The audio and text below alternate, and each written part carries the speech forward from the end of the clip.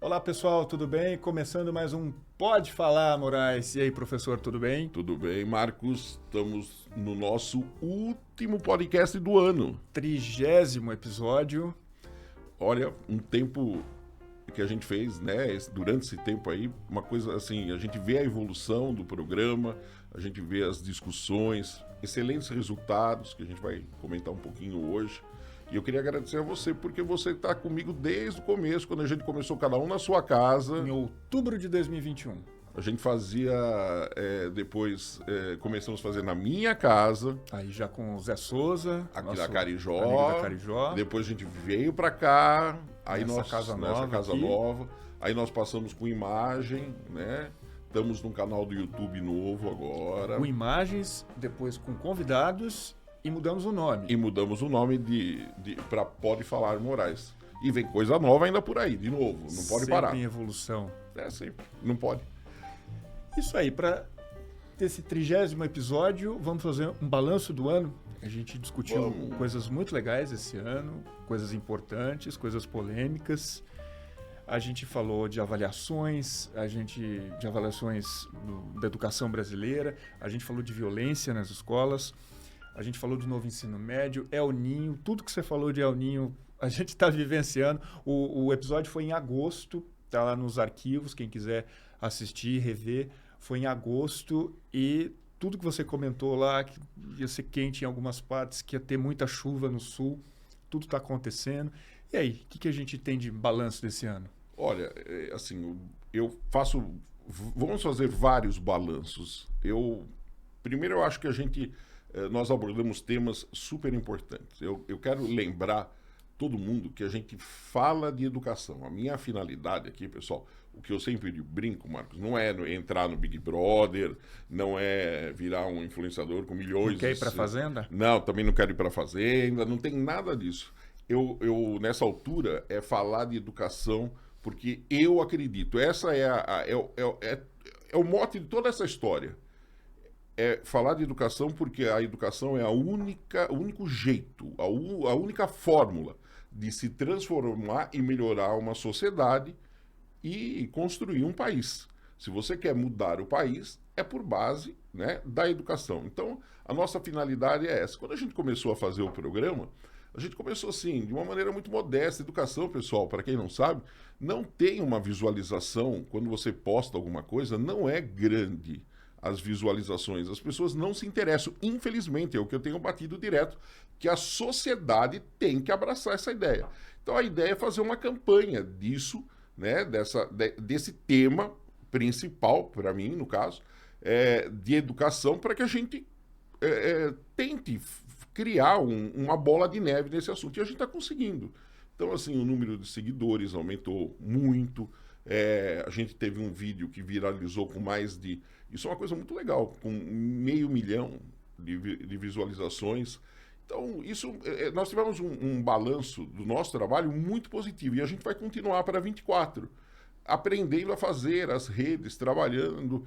E eu acho que as pessoas que estão acompanhando, pelas mensagens que a gente recebe, a gente vê isso, né? Você tem acompanhado as mensagens, as pessoas, elas estão acompanhando, elas vão dando força, elas vão apoiando. Então, assim, o que eu estou fazendo no Instagram e agora no YouTube, no canal do YouTube, está dando um resultado muito legal, né? Então, esse é um balanço muito positivo. Segundo, vamos fazer um balanço agora de tudo que a gente falou, né? Vamos falar um pouquinho da educação. Eu estou bem otimista. Eu acho que depois de tempos tenebrosos, a gente começa a andar novamente, mas estamos muito longe de uma transformação. Uma coisa que eu tenho batido e que a gente tem aprendido muito, e você sabe disso, Marcos, pelas respostas das pessoas, pelos comentários, né, que as pessoas fazem daquilo que a gente fala. E o que eu tenho observado nessas posições? Que, assim, algumas pessoas desanimadas pessoas da educação desanimadas, o que é triste. Desanimadas com o quê? Pessoas que não querem continuar, acham que o magistério não dá mais, o vídeo que viralizou falava exatamente disso. Esse vídeo você fala, tem duas coisas. Você abre dizendo que ninguém quer ser professor hoje e você fala da valorização, da desvalorização do professor e que isso gera um desânimo. Se for no ensino médio, numa sala de ensino médio, perguntar quem quer ser professor, ninguém levanta a mão. Ninguém levanta. E esse vídeo chegou a 500 mil de visualizações, muitos compartilhamentos. Por que você acha que ele impactou tanto? Porque ele toca num assunto que quem está na educação sente isso no dia a dia. Eu não tenho dúvida alguma. E aí, assim, muitos professores escreveram que, você tem razão, eu estou desistindo da profissão. Ninguém vai querer ser professor porque não é valorizado. E quando eu chamo, Marcos, aquele tema, e a gente já fez isso várias vezes, é para a sociedade. Não é só... Porque as pessoas têm a mania de colocar toda a culpa no governo. Uhum. A gente sempre fala, eu venho batendo há anos isso, que educação não tem que ser uma política de governo, tem que ser uma política de Estado. O governo passa, o Estado fica. Então você tem que ter uma política de Estado para a educação. Eu tenho falado isso direto. Então, o que eu vejo? No Brasil, há uma mudança muito grande. Então, cada um que chega muda completamente. Não há uma continuidade. Não temos projetos... Não há um projeto a longo prazo, né? E aí, para piorar ainda, se desmontou o Ministério nos últimos anos da Educação. Então, o pouco que tinha ainda foi desmontado. Agora o governo está tentando recolocar, né, a casa em pé, de novo, pelo menos. Mas faltam profissionais. Na educação hoje, nós temos um problema seríssimo. Não tem profissional. Em todos os sentidos, gestores. Nós chegamos a ter, no passado, falta de questão do Enem. Tudo bem, os caras não fizeram, mas nós não tínhamos questões do Enem. Faltam pessoas, hoje, a gente percebe isso nitidamente, qualificadas para poderem fazer não só questões, mas todos os processos de seleção. E agora está se montando uma nova equipe para poder colocar isso em pé novamente. Então, mas eu estou otimista para 24, com toda a história que aconteceu em 23, né? Período de turbulência, a gente viu vários processos nesse ano que passou. A gente falou disso também, de violência, né?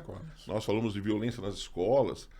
Do último podcast que nós fizemos para nós tivemos mais um caso de violência. Não vai acabar isso tão fácil. Infelizmente. Infelizmente, porque é uma coisa extremamente complexa.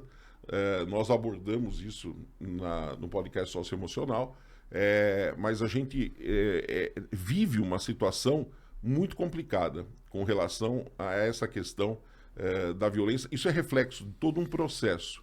E aí você tem que adotar medidas a curto, médio e longo prazo para poder resolver esse problema. E não é um fenômeno só brasileiro, é um fenômeno mundial, a gente tem presenciado isso no mundo inteiro. Isso eu digo que é um sintoma de uma doença da sociedade que a gente está vendo. A hora que alguém pega uma metralhadora, entra numa escola, né, como em outros países, e mata uma série de pessoas sem explicação, e a pessoa não está sob efeito de droga, né? Com frieza, calculado, tudo, alguma coisa está errado, né, com a sociedade. Então isso é uma doença, isso precisa ser muito discutido. A gente teve isso. Eu espero, né, que em 24 a gente não tenha mais nenhum caso. Mas isso é uma preocupação minha muito forte. Então, tivemos muitos avanços em muitas coisas. O ensino médio, né, que foi... A gente falou do ensino médio em junho, um dos episódios. A gente citou ali o que estava acontecendo, quais eram os gargalos ali. A gente avançou de lá para cá? Avançou. O governo recuou, foi feita uma série de mudanças, que agora foi mandado um projeto novamente, porque é uma coisa que a gente vinha batendo já há muito tempo. O Estado, público e privado, tá? O privado conseguiria fazer aquela reforma. E fez. O público, não. Por quê? Porque não tinha estrutura. Não tem, né? Pessoas para poder trabalhar, para poder fazer tudo aquilo que tinha se imaginado. E foi uma discussão longa de décadas, né? Para chegar ao processo. Quanto tempo se discutiu? Desde a Constituição começou. Então, começa com a promulgação da Constituição, aí todo um trabalho de construção que foi acontecendo, parou, década de 90, que vai ganhar um impulso maior, depois para, depois vem, e até que colocou-se em prática o ensino médio. E deu no que deu, né? Às vezes eu tenho uma frase, né, que eu sempre falo, eu avisei, né? A gente vai ficando velho, essa frase, eu falo uma vez, quer dizer, eu não sou o dono da verdade nem sou um oráculo, mas a gente tem algumas coisas que você fala, olha, você quer fazer... Quando você estuda aquele assunto, quando você convive vive aquele assunto. Exato, você sabe Você quais não... são os gargalos, claro. onde vai ter a pedra no sapato. Então o pessoal fala, olha, aí a gente vai pôr né? Eu sempre faço comparação com festa. Você vai fazer uma festa, você precisa ter salão, você precisa ter uma estrutura, garçom. Você precisa ter garçom, você precisa ter comida, você precisa ter uma série de coisas para poder ter aquilo. E aí você simplesmente não faz essa pergunta. Vai ter a estrutura, você convida as pessoas para ir para a festa. Chama todo mundo e resolve na hora. Resolve na hora. E não deu certo. Então, piorou, né? Então, e agora nós estamos numa fase de... O governo preparou eu recebi agora, recentemente, toda uma apresentação do que vai... como vai rodar. Então, assim, eu estou otimista para 24. Eu acho que ainda 24 vai ser um período de transição para poder começar a rodar. O ensino médio tem que mudar. Uhum. Como estava, não dá para ficar. Mas a gente tem... como estava, não dá. Isso é unânime. Mas o novo que fizeram também não deu. Por causa da estrutura que a gente tem. Então... E aí, Marcos, eu volto de novo a falar. Tem que ser uma política de Estado. Não pode ficar na mão de governo apenas. E, mais do que tudo isso, a sociedade tem que participar. Tem que ser um compromisso dela. Tem que ser um compromisso da sociedade. Educação tem que ser um compromisso da sociedade. Tem que ser uma meta da sociedade. Mas isso é fácil falar. Sim, mas se nós não trouxermos esse assunto, porque nem se fala disso no Brasil. Quando se fala em educação, tal. Não, você tem que bater, educação. Em campanha eleitoral sempre é prioridade. Sempre falo. Depois passou a campanha, ninguém mais fala. Todo mundo esquece, ninguém toca no assunto. O cara vai lá, leva o filho na escola, muitos acham que a escola é depósito de filhos. O cara vai lá, coloca o filho lá e vai embora. Depois não quer nem saber, né? Aí, na pandemia, todo mundo acordou, viram que, né, tem uma família. Eu brinco que sempre teve família que teve que se apresentar na pandemia, né? Que todo mundo ficou preso em casa. Falou, olha, esse é seu pai, né, eu sou seu filho, sua mãe. Porque tem família que não tá nem aí com esse processo. Então, claro que sempre vai ter, em qualquer sociedade tem essa situação. Mas a maioria, nós temos que pensar o conhecimento, ele é revolucionário. As pessoas com conhecimento, né, elas conseguem, assim, ter uma visão do mundo completamente diferente. Isso é muito importante. Aí você fala, mas é só olhar os índices dos países que investem em educação. O João, que foi um dos nossos convidados, ele disse isso no nosso último podcast, né? Ele disse isso, que um dos maiores ativos que uma pessoa pode ter é o conhecimento. É o maior ativo que você pode ter, né? Tem alguém, não sei se foi o Euclides da Cunha, alguém que falou isso, né? Se você pode perder tudo, você pode ficar pelado, você pode perder a roupa do seu corpo, sem nada, mas o seu conhecimento ninguém tira. Uhum. E é esse conhecimento que é a maior arma hoje da sociedade, principalmente no mundo de altíssima tecnologia. O que eu tenho visto, Marcos? Isso é uma coisa que a gente precisaria, depois até vou jogar aqui na mesa para a gente pensar isso num próximo podcast.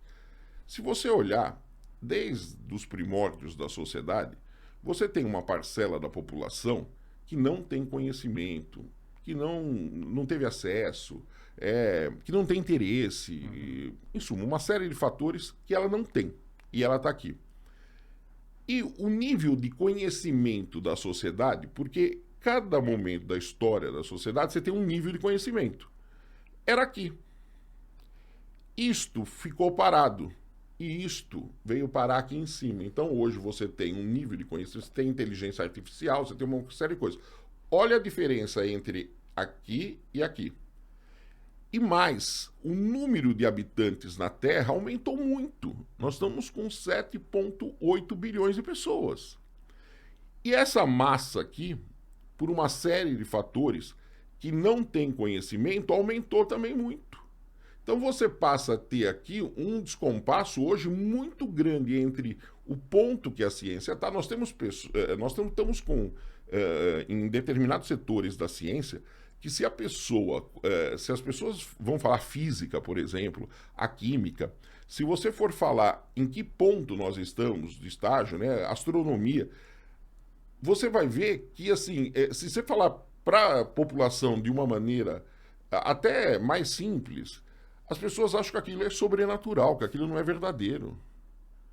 E aí você percebe um descompasso muito grande disso. Os países que investiram em educação, eles melhoraram a condição do grosso da população. Isso é interessante se fazer análise disso. E, consequentemente, você melhora todos os processos. Tem problema? Sim. Todos os países do mundo vão ter problema sempre. Mas nós não podemos viver com uma parcela significativa da população com conhecimento como se fosse a Idade Média. Você tem uma parcela da população hoje que vive, o nível de conhecimento dos caras é da Idade Média. Ou pior até. E aí você começa com fanatismo, você começa com fanatismo religioso. Não quero ser polêmico aqui, não quero trazer esse assunto, um assunto que envolva visões religiosas, mas as pessoas têm que ter um mínimo de bom senso. Eu tenho falado nas minhas palestras, o que nós temos que ensinar nas escolas? 24 é a minha bandeira para 24, né? Qual é a bandeira? Bom senso. Nós temos que ensinar bom senso. Se a população do mundo tivesse 10% de bom senso a mais do que tem hoje, o mundo seria completamente diferente. Bom senso e elegância lá do Tony Ramos também?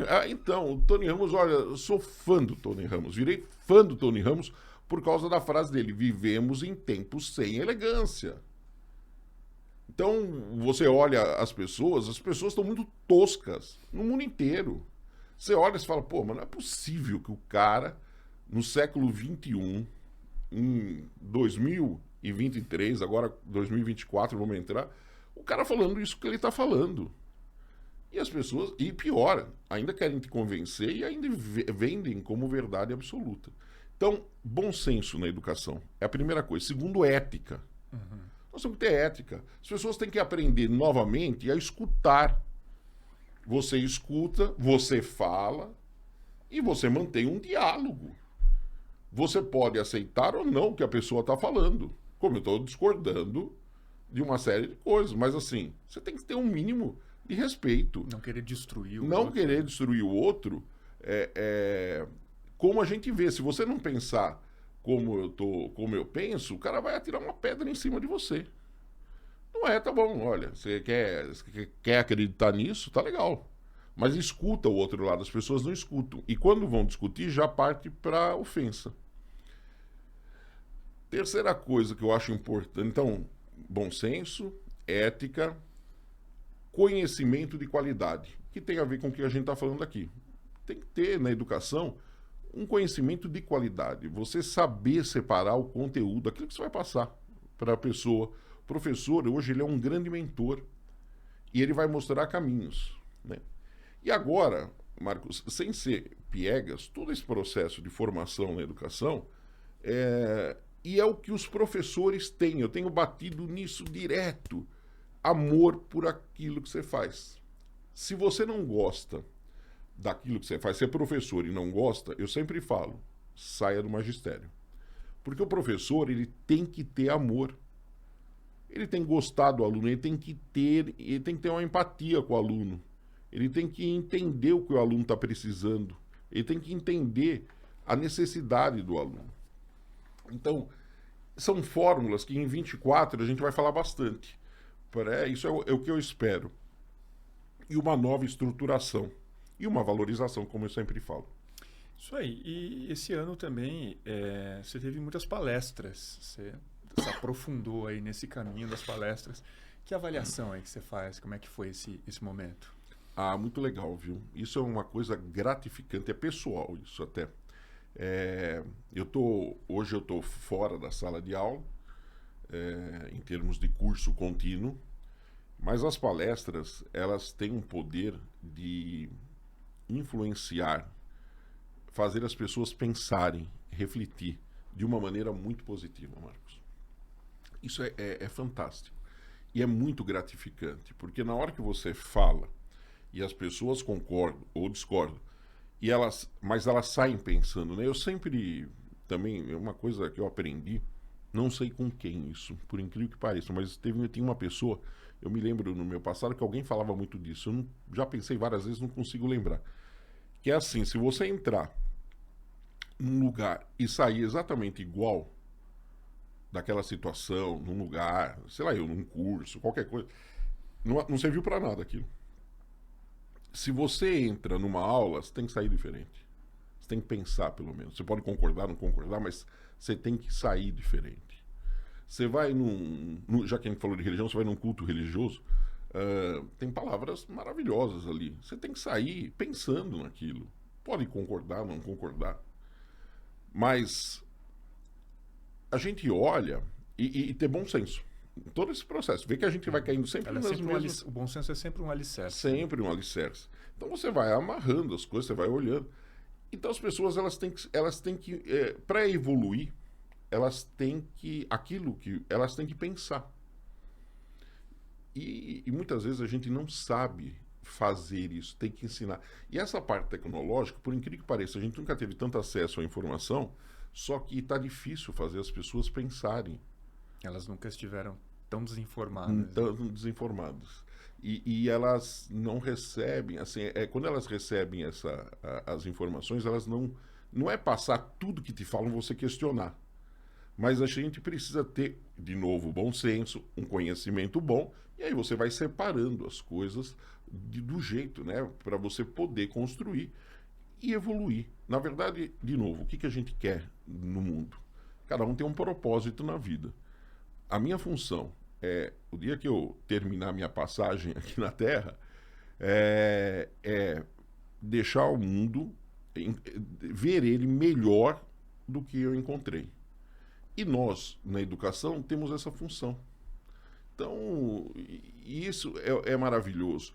E o professor tem que ter amor para poder ter consciência de todo esse processo. Se ele tem amor pelo que ele faz, com todos os outros pré-requisitos, esse cara vai influenciar na vida das pessoas, ele vai ser uma pessoa que vai marcar. Outro dia, eu estava vendo na internet, isso é o legal da internet, uma atriz não, uma cantora, eu acho que foi a Adele, não tenho certeza, que pergunto quem foi que marcou na vida dela. E aí eles trazem, a pessoa estava no palco, ela não sabia. E aí ela fala, tal, e eles trazem, era uma professora. E eles trazem assim, né, é comovente. Não tenho certeza, se não posso estar falando alguma bobagem aqui, tá, pessoal? Mas eu tenho quase certeza que foi a Adele, que eu vi isso no... foi um vídeo que me emocionou. Então, assim, o professor, ele não é só no Brasil que a gente fala, as pessoas são influenciadas pelos seus mestres, pelos professores. Então, nós temos que ter responsabilidade disso, muito forte. O professor tem que ter essa consciência, né? E eu estou muito feliz, porque as pessoas estão começando nessas palestras, mas quando você discute esses temas, e eu peço para mantenedores, para diretores, coordenadores, tragam essas discussões para dentro da escola, não só para os alunos. É um espaço, a escola, onde você vai discutir com os pais, você vai discutir com o corpo docente e vai discutir com os alunos, com o corpo docente. Eu fui falar de corpo docente e não sabia o que era. Falei, acho que eu estou ficando velho mesmo, né? Se foi, tem o corpo docente. Chama os alunos, olha, vamos falar disso daqui. E toda vez que você chama o aluno, você tem respostas maravilhosas. Você tem um envolvimento dele. né? Eu acho que o caminho agora... Essa troca é fundamental. Essa troca é fundamental e toda vez que você põe o aluno para trabalhar, põe a mão na massa, seja lá no que for, produzir um jornal na escola, produzir coisas dele, que ele fale. A escola é um centro de cultura, é um centro de cultura básica, onde tudo tem que ser valorizado, o esporte, a alimentação, o conhecimento. Nós temos isso, sabe, o espaço está lá. Nós temos que pôr isso para gerir, esse espaço tem que ser gerido para que isso funcione dessa maneira, né? E eu não vejo, infelizmente, discussões na sociedade a respeito disso. Às vezes fica muito restrito a nós. Por isso que eu estou falando, minha cruzada, vamos trazer a sociedade, e aí no caso são os pais, para poder discutir esses assuntos. Maravilha. Nossa, falei demais agora, hein? Falei demais. Outro tema que a gente falou em agosto foi o El Niño. A gente fez ali um apanhado do que poderia vir e a gente está passando por tudo aquilo que você falou. Você é um profeta, Moraes? Só não acerto na mega, eu tô quase... mas olha, a questão do El Niño, outro dia eu vi um cientista que eu leio os textos dele desde da época da faculdade, mas assim, é uma decepção o que ele fala. Não, isso não vai vir, esse aquecimento que estão falando. Imagina, a gente sabia que isso ia acontecer, os dados todos estavam mostrando por um superaquecimento. Nós estamos tendo uma oscilação, não é catastrofismo. A gente fala assim, esse calor que nós estamos passando é efeito direto desse processo. As chuvas, de novo, do sul, que a gente falou, a gente sabe. Blumenau foi destruída 2 vezes no passado. As pessoas esquecem disso. Então, assim, a gente sabia que vinha chuva forte, que a seca no Nordeste ia piorar. Ninguém está inventando nada. E era uma realidade. Então, assim, de novo, conhecimento. Você estuda, você olha, você fala, olha, pode ser que não seja na mesma intensidade, pode ser que não aconteça.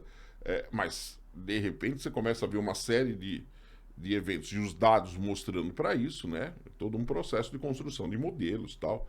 Tá aí, tá acontecendo. Que vai passar. O El Niño ele vem forte. O que não dá é para achar que, não, nunca mais vai voar. O El Niño vai deixar isso dessa maneira. Você tem uma série de fatores associados, a ação do homem na natureza e tal. Tudo isso tem que ser analisado e ver assim, ele vai cair de novo, vem a laninha, que o Pacífico vai cair, né, a temperatura abaixo do que é o normal também, mas que nós estamos com um super El Niño, está acontecendo isso, está aí, né?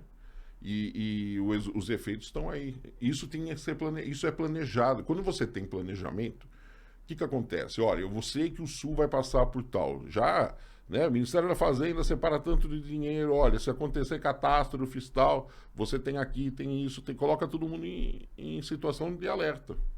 Como fizeram agora, recentemente, para quem não sabe, aqui em São Paulo, tinha tudo para ter não afetou a capital, não passou, teve uma chuva forte agora recente, teve uma pesada, uma ventania pesada, alguns dias atrás. Mas agora estava tudo previsto para que nesses dias tivesse aqui de final de novembro, a gente tivesse uma grande tempestade. Eles colocaram em alerta. E isso que é o certo. Não teve. Legal. Mas estava todo mundo, né, atento para se acontecer alguma coisa. Você mora numa área de risco, você já fica ligado. Já fica ligado, já tem todo o mapeamento disso. Claro. Vai se precaver. Você vai ter um evento, você cancela o evento, porque pode acontecer. E aí depois, não adianta você fechar a porta depois que ela foi, né? Colocar, velha frase do popular brasileira, colocar a tranca atrás da porta depois que ela foi arrombada. Né? Então você precisa pensar nisso. Então aí a situação do El Niño está aí, a gente está vivendo isso. Isso deve ir até abril? Vai, o ano que vem. Parece que aí, e assim, porque ele não tem muito tempo de término. Ele vai, e parece como ele é longo, ele é grande, ele vai se estender um pouco mais. Então a gente vai ter efeitos aí no 24, pelo menos no primeiro semestre ainda, significativos com relação ao El Niño. É que ele vai mudando o comportamento. Então você passa a ter efeitos diferenciados. A gente deve ter um dos verões mais quentes da história? A princípio, sim. Né? mas mais do que nós estamos vivendo já. Eu não me lembro, e estava olhando os dados, São Paulo bateu recorde, por exemplo, de temperatura. Né? O Rio de Janeiro, sensação térmica passando de 50 graus. Às 8 da manhã. Às 8 da manhã. Então. E a gente está vendo isso em vários cantos espalhados por aí, que não eram essas ondas de calor nessa época, eu não me lembro disso.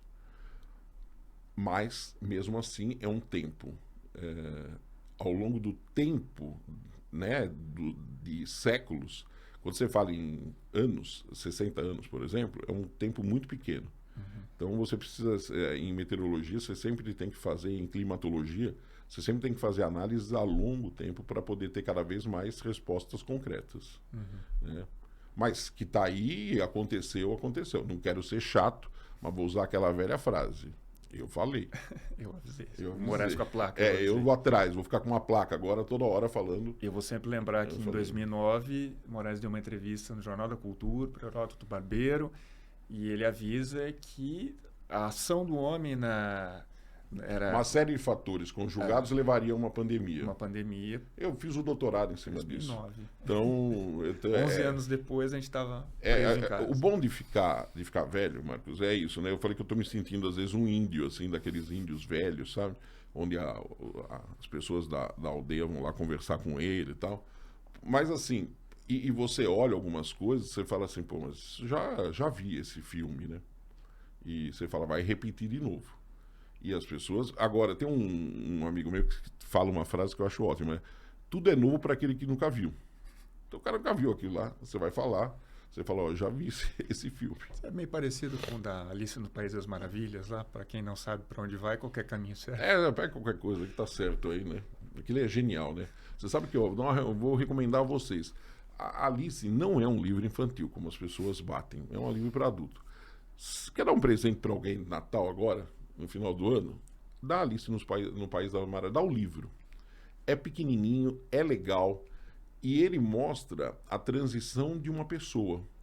Serve para uma pessoa para a fase infantil, para a fase adolescente, da adolescente para a fase adulta, da adulta para a terceira idade, mostra uma transformação.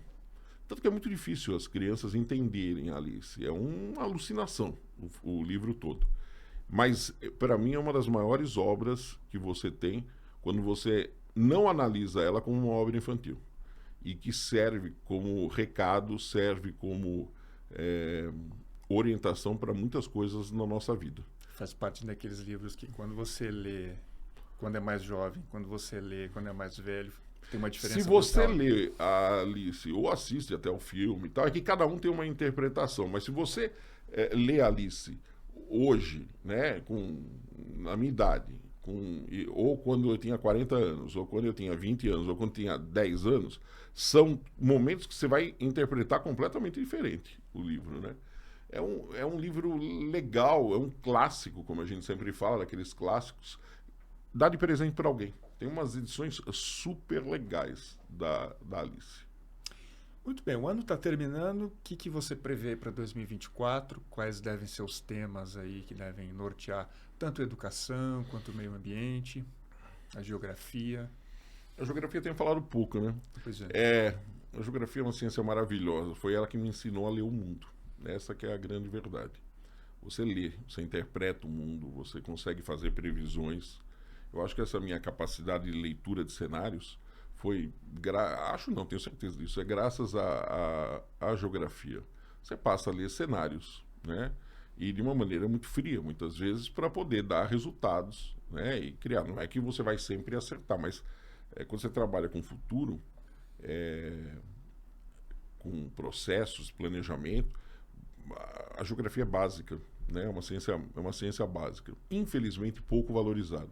Você vê que o João, na nossa conversa, né, que nós tivemos também no podcast, o João é neto de um dos maiores geógrafos que o Brasil teve, Manuel Corrêa de Andrade. A biblioteca dele foi doada para a USP, vale a visitação, um negócio assim fantástico. E ele bateu nisso, ele falou, a geografia está morrendo. Eu não chegaria a dizer que está morrendo. Ela, várias vezes, eu já vi ela... Ela está na UTI respirando na UTI, mas eu já vi várias vezes ela voltar. E ela tem essa função, mas, de novo, são profissões pouco valorizadas. Financeiramente, se a pessoa não trabalhar muito, é muito difícil sobreviver com essa. E eu sou geógrafo, porque você pode ser só... Isso é uma coisa legal até para as pessoas saberem que elas não sabem. Você pode ser professor de geografia, licenciado. Isso é uma coisa. E você pode ser geógrafo. Eu sou bacharel, sou geógrafo, tenho CREA, para quem é geógrafo, você tem CREA e tal. Eu tenho CREA e tal. Você é bacharel e eu sou licenciado, eu sou professor de geografia. Então, são duas formações paralelas. Uma que envolve educação, muito, e a outra a ciência geográfica, né? Mas realmente é uma ciência que, no Brasil, pouco valorizada. Ela não tem o charme da história, por exemplo, né? Eu falo isso há anos. A história tem um charme que envolve a sociedade. A geografia não conseguiu desenvolver isso por um processo histórico. Aí é uma outra discussão que a gente pode fazer num outro programa. Mas e os temas que devem nortear? Nortear os temas? Olha, a questão ambiental vai continuar. Tem muito delírio na questão ambiental. Temos que falar a verdade, tem muito delírio, mas tem muita coisa certa. Eu acho que a questão ambiental... E às vezes os delírios, eles ganham mais espaço do que a discussão mais sóbria, você acha? Acho, às vezes. Então, aí o cara começa a dar aqueles chutes, assim, sabe? Tem cara falando até hoje que a Amazônia é o pulmão do mundo. E não é. Então, mas a gente tem que ter noção do qual é a importância da... então aí, assim, como não era o pulmão do mundo, então dane-se. Não. Faz o estacionamento. Sim, lá. Derruba. Vai lá, derruba tudo e queima, e sei lá.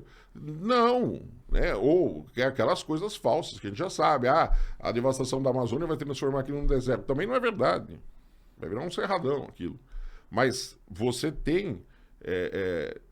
Mas não é, então dane-se. Não, você tem que preservar. Porque esses delírios, eles geram uma reação contra esse delírio, perde-se tempo nessa briga e os temas importantes são deixados de lado. E os temas importantes, e falta no Brasil, de novo, Marcos, faltam pessoas formadas, sérias, que chegam e falam, olha, está acontecendo isso. Você quer ver uma coisa que eu gosto e que não tem nas universidades? Centros de discussão de ciência. Isto deixou de ter no Brasil. Onde você reúne grupos de pesquisadores, onde você faz debates, e com o online isso poderia ser constante. Onde você joga temas nas mesas para você em todas as áreas, na saúde, na área de humanas. As pessoas, os famosos cafés filosóficos, eu promovi vários cafés filosóficos ao longo da minha vida. Tinha umas discussões sobre felicidade que você falou. falou. Tudo. Eu participava na PUC de um núcleo chamado NEF, Núcleo de Estudos do Futuro. Olha, lá eu falei de pandemia muito antes de acontecer. Eu escutei não era brigadeiro, eu não me lembro a patente dele na aeronáutica. Ele falou 2 anos antes, sabe aquele apagão que deu no sistema aéreo brasileiro? 2 anos antes ele tinha falado daquilo.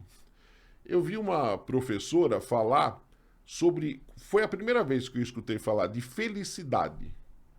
Até eu pensei, mas nós vamos discutir aqui felicidade, que assunto? E de repente explode o assunto felicidade. E quando eu falava que fazia parte do núcleo de estudos do futuro, as pessoas achavam que era futurologia, que era astrologia, quiromancia, sabe essas coisas? Não, a gente discutia com bases sérias. E eu tenho sentido muito falta disso na sociedade, desses centros de discussão.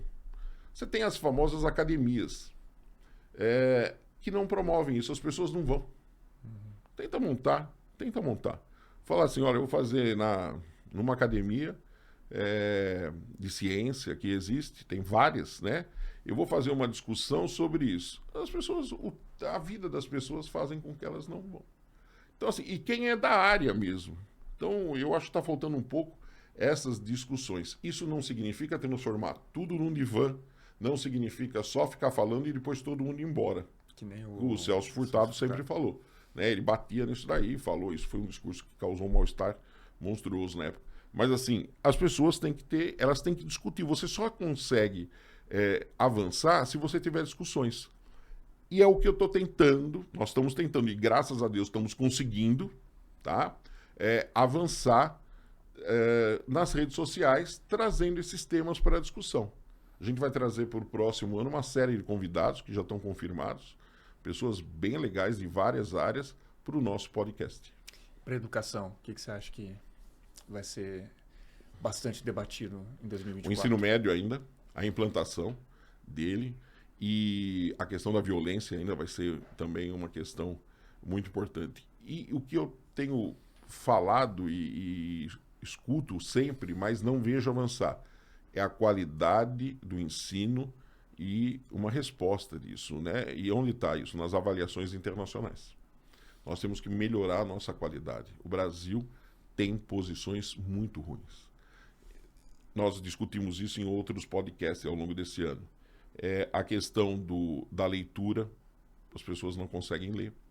Você tem a questão das avaliações de matemática, tal, as pessoas vão mal. Alguns brasileiros se destacaram, isso é uma coisa bem legal, com medalhas em Olimpíadas, mas é um caso. É um aluno isolado. Você olha o número de brasileiros, de escolas, né? Algumas escolas estão abraçando essa questão das Olimpíadas. Tem gente que acha que isso né, é conhecimento inútil. Que conhecimento inútil? Você tem que valorizar essas pessoas. Eu vou valorizar o quê? Tem que valorizar isso. Conhecimento das pessoas, ver essas pessoas crescerem e o Brasil melhorar. Meu sonho, Marcos, a hora que saem os resultados do PIS e tal, é que o Brasil tenha avançado. E isso eu não tenho visto. Muito bem. A gente está em dezembro, Natal. Natal é uma época que você gosta bastante, né? Gosto. A gente fez um episódio, quem quiser maratonar aí nessas férias, o episódio número 10 de dezembro de 2021, a gente fala de tradições natalinas, a gente canta Simone. É uma coisa que eu acho, eu acho uma coisa muito legal. O Natal, ele tem um espírito, né? Você vê, eu sou uma pessoa que tenho fé, de novo, mas a fé, ela não pode cegar, ela tem que abrir. Natal tem um espírito, né? Ele é o espírito Natal. Eu sempre falo, dezembro tem um ar, e eu converso com várias pessoas, as pessoas falam isso, dezembro tem um ar diferente. As pessoas, elas começam a entrar, e sem ser piegas aqui, sem ser... você tem uma comemoração do nascimento de Cristo, mas que ultrapassou isso, né? Se você olhar o Natal, muitas vezes, ele tem em outras sociedades, eles também estão presentes. Claro que tem todo um comércio atrás, né? A gente vai falar da venda dos produtos. Sempre tem aquele pessoal também que qualquer coisa tira pedra, né? Mas tem um clima. E eu acho que esse clima de Natal, ele poderia ser estendido ao longo do ano, né? Para as pessoas. Essa magia, né? Essa magia no ar. Ela tem, e você tem momentos de magia no ar que poderiam ser usados. E muitas vezes a gente não vê isso, né? E é tradição, você traz a memória da infância muito forte. No Natal em todo mundo. Tem gente que não gosta de Natal porque teve trauma no passado, na infância. As pessoas, eu conheço gente que na noite de Natal ela vai dormir 8 horas da noite. Ela não quer saber disso. Mas aí você vai mexer, são pessoas que tiveram problemas na infância. Mas a maior parte das pessoas, elas têm essa coisa da magia do Natal e da infância, né? É isso, eu acho que o Natal é uma época maravilhosa.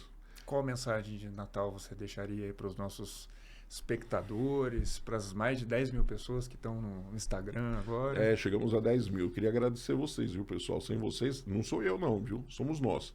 É o tema educação. Queria agradecer, assim, de coração mesmo. A gente não imaginava, nós tivemos algumas explosões, o vídeo de 500 mil de visualizações no Instagram também, no Rios, é assustador. Por ser o tema que é. E a gente vai, eu não quero criar, é fácil fazer isso, você cria temas polêmicos e joga, é claro que vai dar visualizações, mas não é isso não, a gente quer trabalhar e contar com essas pessoas que estão nos ajudando a fazer todo esse processo. Levando essa mensagem. Né? Levando a mensagem. Eu falo aqui, olha, levo você a mensagem, eu não sou dono dela não. Vamos transformar, se tiver milhões de canais falando de educação, puta, legal, vamos lá, vamos trabalhar isso, né? O Natal, o mensagem pro final do ano que primeiro, esperança de um mundo melhor, né? Vamos construir um mundo mais feliz, um mundo mais alegre, um mundo mais leve, Marcos. Nós conseguimos, a sociedade nos últimos anos regrediu mundialmente. Nós transformamos as coisas de maneira mais pesada. As coisas ficaram muito pesadas. Isso não significa, não, você não olhar os problemas. Ao contrário, é resolver os problemas que nós temos, né? Nós temos problemas terríveis da humanidade. Na hora que você vê um barco com refugiados no meio do Mediterrâneo, tentando chegar em algum lugar para sobreviver, é medonho que nós estamos no século XXI, uma parcela de novo, né? Aquela coisa da diferença da população estudando, trabalhando para se chegar em Marte, e um grupo de pessoas num barco morrendo, como morreu nesse ano, no Mediterrâneo, o cara lá, porque estavam tentando sobreviver, fugindo dos seus países, né, tentando viver de alguma maneira. Eu acho que sem, né, sem ser santidade aqui, ou ser muito ingênuo, poliana, que nós temos que acreditar numa mudança. Se a gente fizer, cada um a sua parte, e é a minha mensagem final de Natal, se a gente fizer, cada um de nós, a sua parte, o conjunto vai dar uma transformação maravilhosa. Quando você fala para mim, às vezes na palestra, vou falar com você agora, você fala assim, qual é a fórmula? O que eu faço? Mude. Muda você. Começa pela sua casa, começa pelos seus hábitos, começa pela sua atitude. Não adianta você falar uma coisa e fazer outra. Mostre exemplos para que os mais novos, esse é o segredo da educação, façam, né? Usem isso para as suas vidas. Então, esperança e mudança. É isso que eu deixo como mensagem para esse Natal de 23. Maravilha. Nos vemos em 2024, então? Agora, 24, voltamos. Aguardem, 24 nós vamos ter muitas mudanças. A gente vai ter várias, está tudo programado já, e a gente vai anunciar aos poucos o que vai acontecer. Maravilha. Então, obrigado por você estar comigo nesse tempo. Seguimos juntos. Queria agradecer ao Zé, que é da Carijó aqui, que está com a gente. Né, tem aqui a canequinha dele, olha aqui, ó, né? Zé está aqui, eu estou falando, o Zé está lá, ó. Tá aqui como chama isso? Ilha, né? Sei lá, como é? Ele tá no Switcher. No Switcher?